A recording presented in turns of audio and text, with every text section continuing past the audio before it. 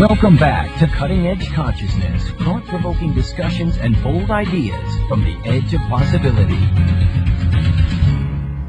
And this is Barnet Bain here with my co-host Freeman Michaels, and you are tuned to Cutting Edge Consciousness.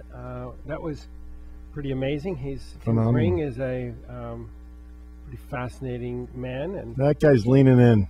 He's leaning in big time. Leaning in. You know, I love that he shared with us his mission, his personal guiding mission, and his value set. So great to have that defined. Well, it's such an example of what happens when we take the time to laser in on what it is we are about, and then more importantly, once you have it, to let it be the lens through which our decisions and our choices are made. Okay, so you and I have been talking a lot about permission. We have? Yeah, we have.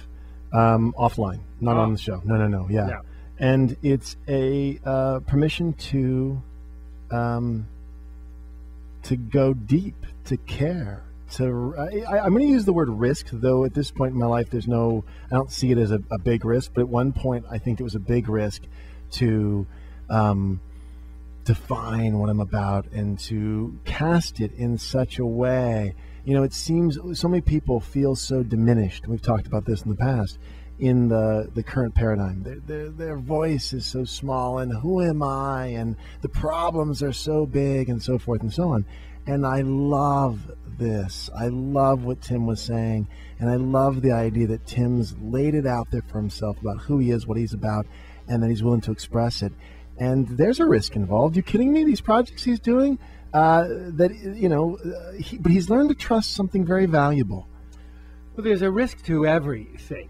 So there is a... This is a risk to living large. This is a risk to going for it. There is a risk to living large. There's a risk to breaking out of the structures, breaking out of the habits, breaking out of the comfort zone. Yes, there's a risk. There's the risk that I may fail, I may feel pain, I may experience humiliation, I may experience ridicule, I mean all of the yeah buts. Yeah. Shouldn't do it. The permission piece, we have talked about that offline. For me, the first thing to go is the permission piece, because for me, I want to own more and more of my own authority over my life. Yeah. And so there is not the same willingness to surrender authority to outside sources. Yeah, I blew past that a long time ago. I mean, asking for permission from somebody else, I blew past. But giving myself permission, that's a different story. Okay, I get it. Yeah, I mean, the idea that I'm waiting for someone to say it's okay. There's just something about the languaging in permission that makes... That guy's got permission. That guy has a sense of permission. That guy does. That guy has vision. He has vision too. And he has drive. Yeah. He has character. Yeah. He has authority. Yeah. So I don't know. Again, I don't want to get caught up in the permission piece. Sure, of course. But permission is a smallish. There's a small energy next to vision. Now you are a teacher of vision. I am. You're a guy who actually goes out and trains people to develop a vision, to live into that vision, and to have the authority, the self-generated, to strike out in pursuit and in fulfillment of that vision. Permission piece just seems to me to have a different kind. It's sort of like a stumbling energy. But then again, everything is a Rorschach test, so I am speaking about myself. Yeah, of course. No, that's right. And I'm not arguing for it. I'm just saying that look, So I just did a workshop. In fact, 2 days ago, I did a workshop, and I was leading the vision piece. We had a breakout for lunch, and a bunch of people came up and we were talking about their vision.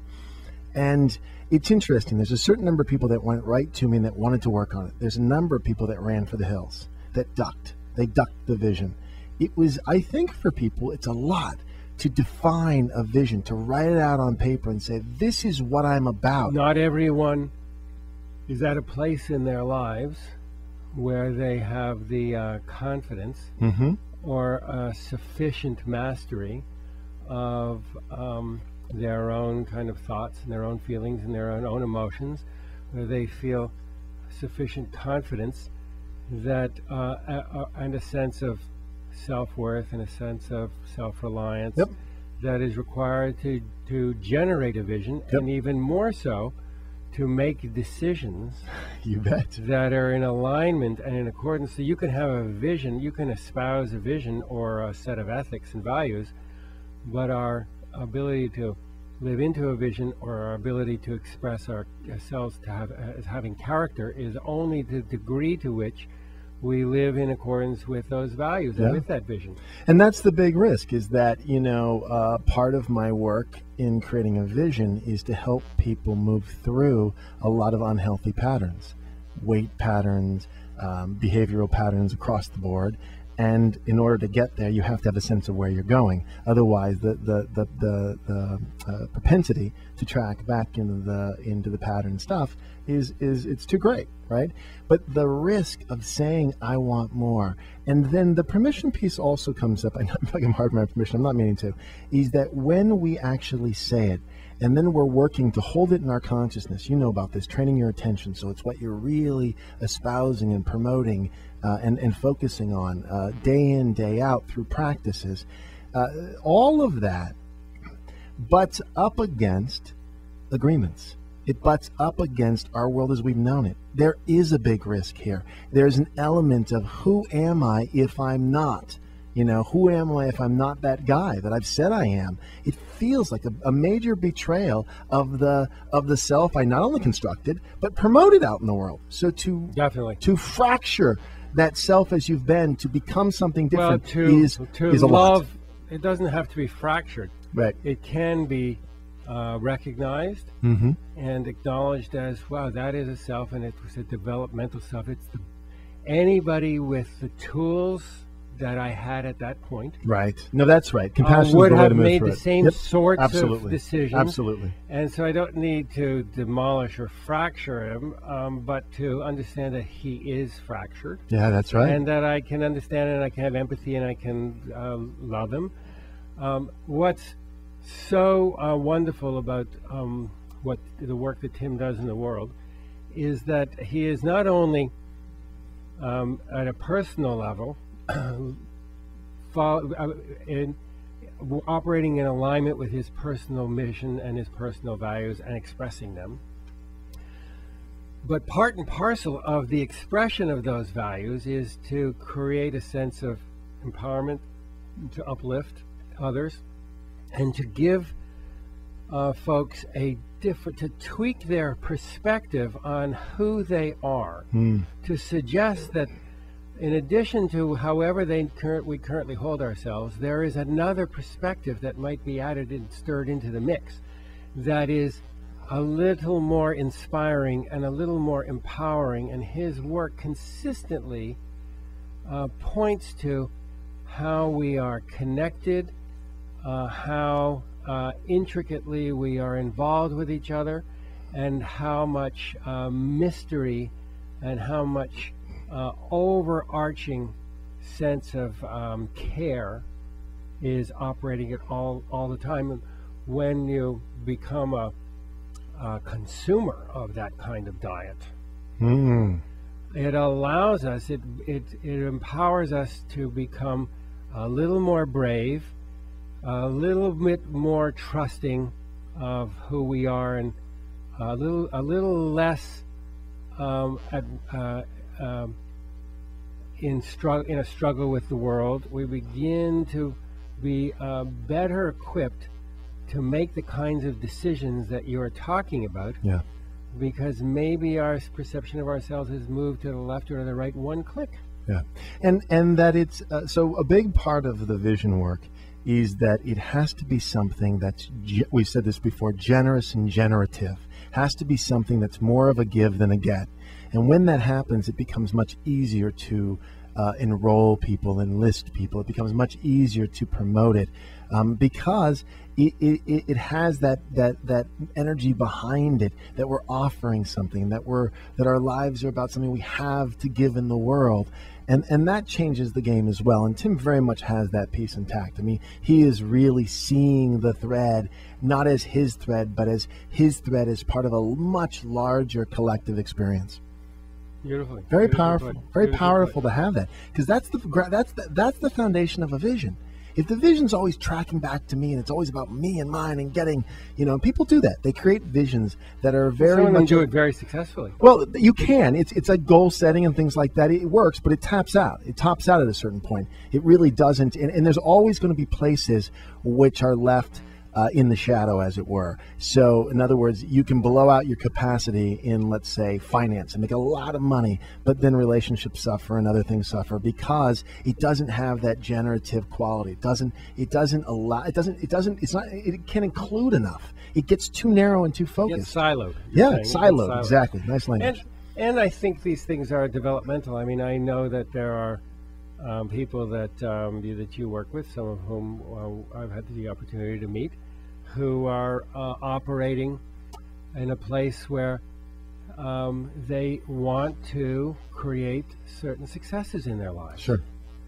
And they want to meet their basic needs, and they want the needs of their families and their loved ones. They want to know that those needs are being met.